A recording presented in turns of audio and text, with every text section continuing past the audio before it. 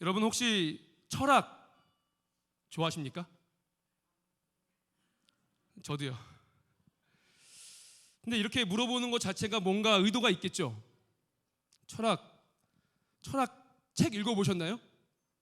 제가 학교 다닐 때 철학을 알아야 신학을 할 수 있겠다 싶어서 저기 어디 헌책방에서 중고책방에서 이만한 개론 책을 하나 샀는데 지금까지 한 번도 안 펴봤습니다.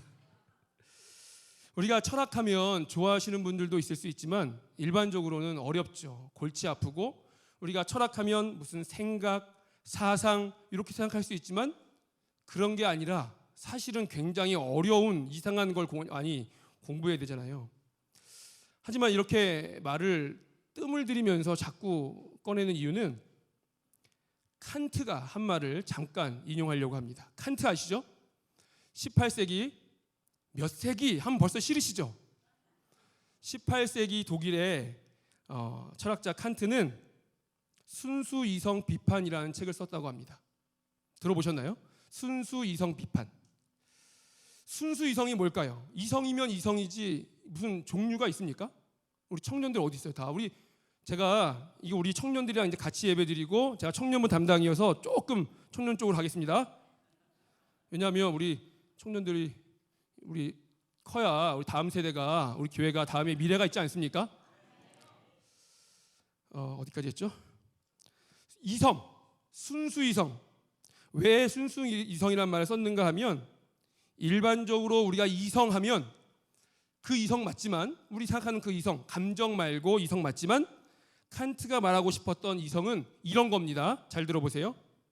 아무 것에도 영향을 받지 않은 이성. 표정이 그래서 뭐 예전에 우리 그 겨울 수련회 때 중고등부 겨울 수련회 때 우리 여기 지금 계시는지 모르겠는데 최혜리 집사님 우리 교회 최혜리 집사님이 그런 전문가셔서 저희가 기질 테스트를 했어요. 우리가 성격 테스트 하면 MBTI라는 게 있잖아요. MBTI라는 성격 테스트가 있는데 기질 테스트가 있다는 거예요. 그래서 제가 기질과 성격이 무슨 차이입니까? 그랬더니 기질은 내가 원래 가지고 태어난 것, 그리고 성격은 내 기질이 외부 환경에 영향받아서 생긴 것. 차이를 아시겠죠? 그럼 우리는 다 기질이 있지만 우리가 보고 있는 건 기질이 아니라 내 기질에 환경이 영향받은 걸 보고 있는 거죠. 그걸 우리가 성격이라고 한대요. 칸트가 말하고 싶었던 것은 순수이성이라는 것은 이성은 이성인데 아무 영향도 받지 않은 태어나자마자 가지고 있던 그 이성, 그게 순수이성이랍니다. 그런데 우리가 인간이 태어나자마자 환경의 영향을 받죠. 저희 아이가 이제 둘째가 여기 대전에서 태어났는데 태어나자마자 어떤 간호사가 받는가에 따라 어떤 병원에서 태어나느냐, 부모님이 누구냐, 지역이 어디냐, 나라가 어디냐에 따라서 그 사람의 이성이 달라질까요? 안 달라질까요? 달라지죠. 그렇기 때문에 우리는 이미 순수이성이 아니라는 말입니다. 그래서 칸트는 순수이성은 없다 이 말을 하고 싶었던 거죠. 태어나는 순간, 엄마를 만나는 순간 나는 우리 엄마적인 성격으로 변해버리죠. 내 이성은. 한국인으로 태어났기 때문에 우리는 미국인과 한국인과 똑같은 기질을 갖고 태어나면 한국스럽게 변합니다. 이게 순수이성 비판이라는 겁니다. 맞습니다. 그래서 어떤 면에서 인간은 순수이성을 가지고 있지 않죠. 그렇다면 우리 기독교인들은 어떨까요? 이 세상의 모든 사람들이 순수이성을 가지고 있지 않다고 하지만 그래도 한번 예를 들어보면 한국 사회에서 한국인이라고 하면 공통되게 갖고 있는 그런 게 있을까요? 있죠. 그럼 우리가 한번 이런 말은 없지만 한국이성이라고 해보겠습니다. 한국이성. 그럼 한국 사람들은 다 한국이성을 가지고 있죠. 그러면 한국에 있는 기독교인들은 일반 한국인이 가지고 있는 한국이성을 갖고 있습니까? 아니면 조금 다른 한국인 기독교인의 이성을 갖고 있습니까? 한국인 기독교인의 이성을 갖고 있습니다. 예전에 저희 학부에서 저희 교수님께서 이런 말씀을 하신 적이 있습니다. 한번 말씀드린 적이 있는 것 같은데 저희 교수님 아버지가 저희 교수님한테 누구야 이렇게 불렀을 거 아니에요? 아들이니까 누구야 예전에는 기독교인이라고 하면 조금 뭐 검사를 하든지 뭘 하든지 그냥 넘어가 주는 게 있었어. 왜냐하면 기독교인에 대한 인식이 좋았기 때문이야. 그리고 기독교인에 대한 인식이 좋았던 것뿐만 아니라 실제로 기독교인들이 비기독교인들보다 더 행실이 나았고 윤리적인 게 높았고 더 좋게 말도 조심하고 그렇게 행동했기 때문이지. 하지만 지금은 기독교인이라고 하면 더 엄격한 잣대를 들이대는 것 같아. 왜일까요? 인식이 그럴까요? 아니면 원인이 있을까요? 모든 사람이 순수 이성을 가지고 있지 않습니다. 모두 제각기 처한 상황에 물들어 있죠. 이 말을 드리고 싶은 거예요. 모든 사람은 내가 처해 있는 상황에 미쳐 있습니다. 좀 표현이 과격하지만 미쳐 있습니다. 저도 제가 몇 가지 미쳐 있는 게 있어요. 청년부를 새로 맡게 됐는데 걱정이 많습니다. 청년부에 미쳐야죠. 우리 교회에 미쳐야죠. 전 또 저희 가정이 있으니까 가정에 미쳐야죠.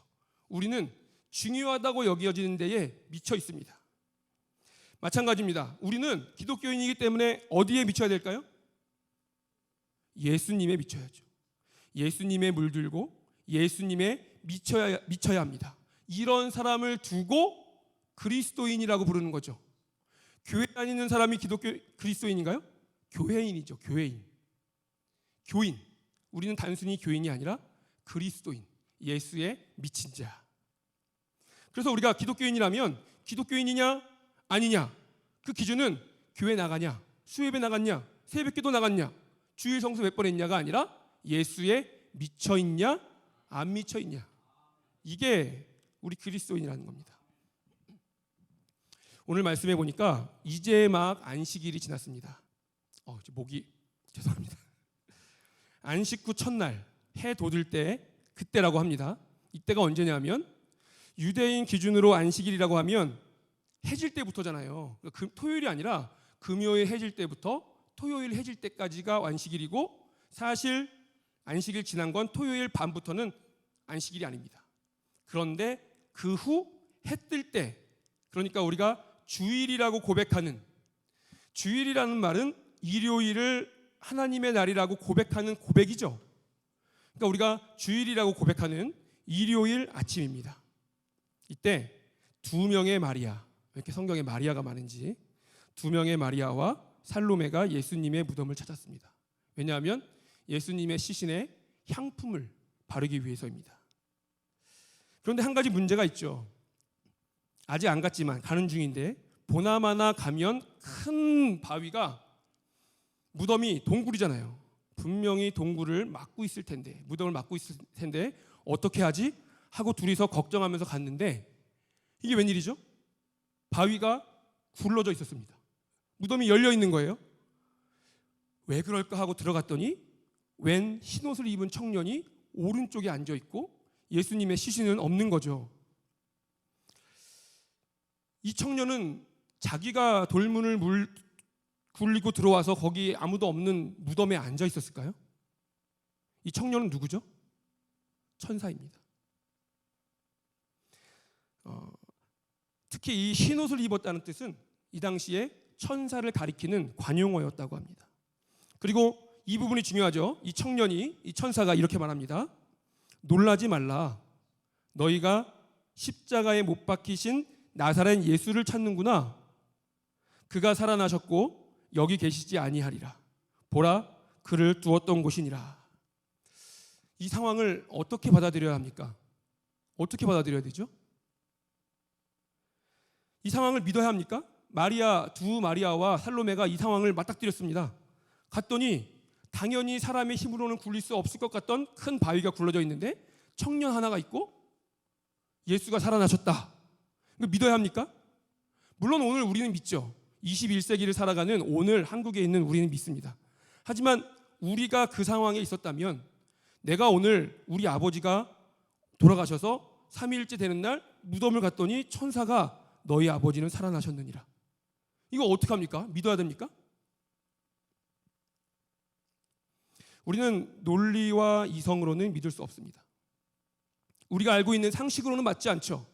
있을 수 없는 일이잖아요. 자연의 섭리를 거스르는 일 아닙니까? 하지만 믿을 수 없는 것을 믿는 게 기독교입니다. 이걸 믿는 게 기독교죠. 세상 사람들이 다 이해하고 다 납득하고 모두가 그렇다고 하는 걸 믿는 건 그건 기독교가 아니죠. 그건 그냥 한국인 이성. 우리가 가지고 있는 건 뭐죠? 우리 어디에 미쳐 있죠? 한국인이면서 그리스도에 미친 자 아닙니까? 우리가 그게 그리스도인 아닙니까? 그것을 믿는 게 기독교입니다. 이게 믿어지는 게 그리스도인이죠. 그리고 이것이 가설이 아니라 신화가 아니라 어떤 단군 설화가 아니라 사실이 되는 것, 이것이 은혜인 것입니다. 그렇기 때문에 우리가 내가 기독교인이라는 사실도 기적이고 은혜인 것입니다. 이 천사는 무덤을 찾은 여인들에게 또 말합니다. 가서 그의 제자들과 베드로에게 이르기를 예수께서 너희보다 먼저 갈릴리로 가시나니 전에 너희에게 말씀하신 대로 너희가 거기서 배우리라 하라 하신지라. 예수님이 왜 갈릴리로 가실까요? 예수님이 분명히 제자들이 한 곳에 모여 있는 것을 아실 텐데 실제로 요한복음에 보면 나중에 가시긴 가시잖아요. 문으로 안 들어가고 성경에 나와 있지 않지만 우리가 유추해 보면 벽을 뚫고 들어가셨나 싶을 정도로 문으로 들어온 건 아닌데 제자들이 모여 있는데 대뜸 예수님이 뿅 하고 생기는 것 같은 그런 장면이 18장인가 19장인가 나옵니다. 그렇게 하실 수 있잖아요. 근데 예수님은 그렇게 안 하시고 갈릴리로 내가 갈 테니 너희도 가라. 아니면 너희 내가 부활했으니 어디에 모여 있어라. 그리고 그때 거기서 만나자. 아니면 너희가 일로 와라. 이럴 수도 있는데 예수님은 왜 직접 가시고 너희들도 글로 가라고 하시고 왜 이렇게 할까요? 예수님은 우리를 우리 삶의 현장에서 만나게 원하시기 때문입니다. 교회에서 만나는 예수님, 예배에 만나는 예수님 당연히 만나야죠. 근데 이건 당연하고요. 사실 예수님이 진짜 어디까지 나가기 원하시느냐? 우리 삶에서도 우리가 그리스도인이고 삶에서도 예수님과 동행하고 이렇게 되기를 원하신다는 것이죠. 여기서 우리는 중요한 사실을 깨달을 수밖에 없습니다. 우리와 예수님의 관계가 어떤 관계인가 이것을 생각해 볼 건데 우리가 예수님께 나아가는 겁니까? 예수님이 우리에게 오시는 겁니까? 헷갈리시죠? 우리가 내 노력으로 구원받는 겁니까? 예수님이 우리를 위해 구원을 주시는 겁니까? 주시는 거죠. 내 구원을 위해 내가 노력합니까? 하나님이 노력합니까? 하나님이 노력하죠. 당연하죠. 다른 종교는 어떨까요? 다른 종교는 신을 만나기 위해서 사람이 노력을 합니다. 신의 눈에 들기 위해서 노력하고 잘 보이기 위해서 어떻게 해야 복을 받을까? 어떻게 해야 비가 내리게 할까? 어떻게 해야 해가 뜨게 할까? 빌고 그림을 하나 보여주시죠. 제가 너무 작은 사진을 보내서 좀 깨졌는데 이 그림은 두판은 고대 바벨론 말고 고대 바벨론이죠. 고대 바벨론의 마르둑이라는 신의 형상입니다. 이 마르둑은 고대 바벨론의 수십 가지 수백 가지 신 중에서 대표적인 신입니다. 이 고대 바벨론 신화에 의하면 태초에 신이 있었고 신들이 계급이 있습니다. 계급이 있고 주인 신이 있고 종 신이 있습니다. 이 종 신들이 맨날 주인 신들을 섬기고 노예처럼 일하다가 야, 우리도 신인데 더 이상 이렇게 살 수 없다. 그래서 사람을 만듭니다. 그리고 그 사람을 종으로 부립니다. 이게 바벨론 신화 중에 하나예요. 바벨론 신화입니다. 바벨론에서는 신이 사람을 만드는 게 부려먹기 위해서 노예가 필요해서 만들었습니다. 이게 우리 기독교와 다른 종교의 차이점이죠. 그러나 하나님은 삼위일체 하나님으로 계시다가 서로 삼위일체 하나님이 교제하는 게 즐거워서 이걸 우리끼리 즐길 수 있겠느냐 하고 그 기쁨을 나눠주기 위해서 사람을 만드셨죠. 그 기쁨을 나누어 주시려고요. 부리기 위해서 종처럼 하기 위해서가 아니라 우리 이 기쁨을 사람도 느끼면 좋겠다. 부모의 마음 아닙니까? 그래서 하나님은 인간이 하나님 안에서 그 기쁨을 같이 누리고 같이 교제하기를 원하십니다. 그런데 인간이 기쁨이 기쁨인 줄 모르고, 감사가 감사인 줄 모르고, 교제가 교제인 줄 모르고 가짜 기쁨에 빠져서, 죄에 빠져서 있었습니다. 그래서 그 인간들을 다시 하나님이 그건 기쁨이 아니야, 그건 불량식품이잖아, 이게 기쁨이야 하고 다시 일로 끌어오는 게 뭘까요? 그게 구원이죠. 그래서 무려 예수님 시기나 이 땅에 오시고 십자가에 죽으시고 부활하신 것입니다. 이것이 기독교입니다. 오늘 부활이 우리에게 어떤 의미입니까? 부활이 우리에게 기쁨이신가요?